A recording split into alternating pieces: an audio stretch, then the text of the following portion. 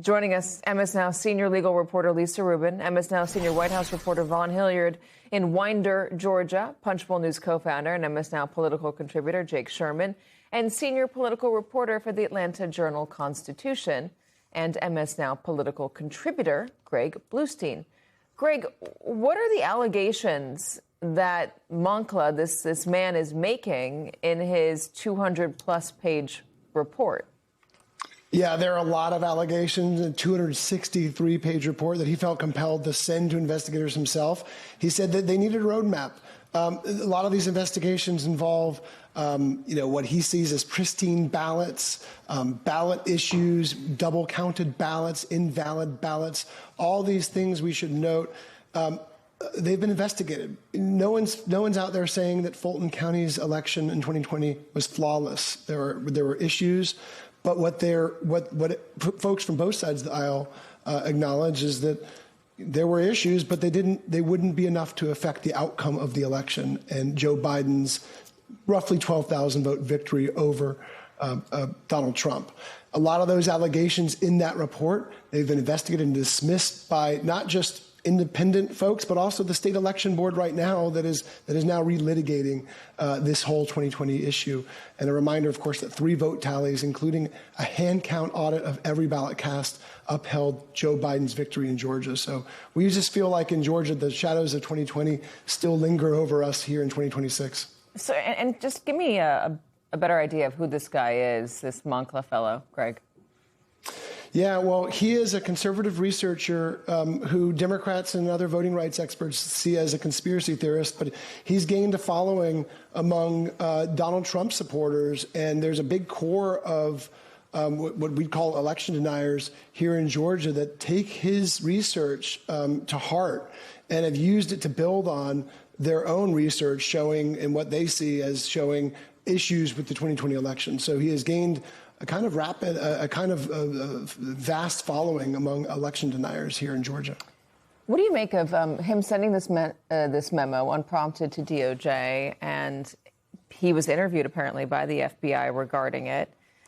And what do you make of how that dovetails into the justification into raiding that election center? Well, I think it shows that there are people in Georgia who, as Greg has just discussed, are unwilling to accept the results of a now almost 6-year election, that not only was it not outcome determinative, the errors that he points to, but more importantly, for criminal law purposes, they have to show that it was intentional. And one of the things that Fulton County has pointed to, Katie, and its motion to try to sort of reverse the seizure of all these ballots is that they don't even claim in the affidavit that they used to obtain the search warrant that they had probable cause to believe that a crime was committed. The whole thing is contingent on a hypothetical. They basically say then it's not at all clear to me, because from a constitutional perspective, from a legal perspective, this doesn't quite pass the smell test. Usually to obtain a search warrant, you have to establish probable cause that a crime was committed. And instead, what they are saying here is, if in fact these things happened, and if they were intentional, then a crime was committed. They don't have proof of the intentionality that is part and parcel of the crime itself. So, Vaughn, what are you doing in Winder, Georgia? This is part of, I think, the crux of when you're having the conversation of how all this could impact future elections. And that is because the state election board, which is currently meeting, this is their monthly meeting, but it's the first one since the search and seizure of those 2020 ballots and machinery. And there is a question of whether any of those 3 of the 5 members who are closely aligned with Donald Trump, they have denied the outcome of the 2020 elections in the past and have called into question the veracity of elections here in the state of Georgia.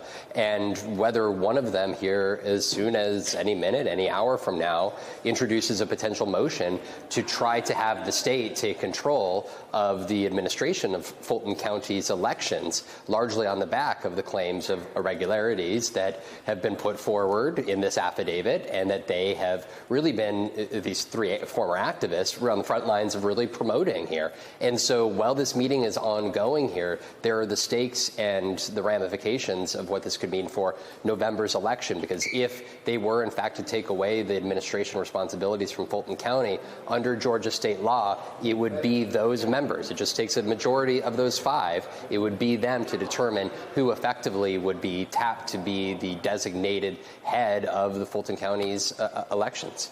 So, Greg, how much of an impact, how significant would that be? What would the reaction be if that were to happen today? Democrats argue that it would have a sweeping impact. Fulton County is Georgia's most populous county. It's also one of the most bluest Democratic bastions in Georgia.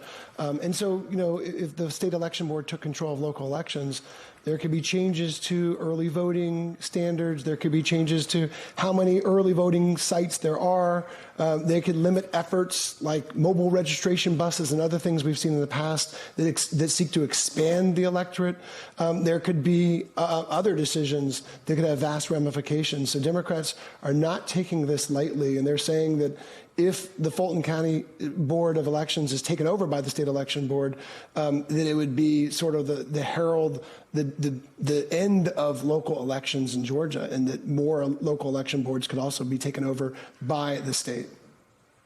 Okay, so if this is to put enough doubt into elections to either get that, what you're saying, Greg, that the state takeover of a local election, which would be significant in itself, there's also the question of how much, even if they are not able to do that and not able to go any further with this, there are questions about the doubt that it continues to sow within the system among those people who believe that Donald Trump won, even though he did not.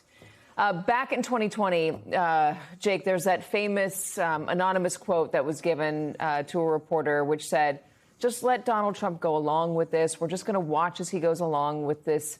I really won the election lie. We just need it for his ego. He'll move on. We all saw what happened. This time around, given the experience of 2020 and 2021 and January 6th, do you anticipate that there's going to be more pushback in Congress if the president tries to claim foul again? That's a very good question. I would say that Congress, usually the Republican majority, usually marches in lockstep behind the president. Less so now than perhaps 5 years ago. Furthermore, Democrats might be in the majority if Donald Trump in 2027, they might be in the majority.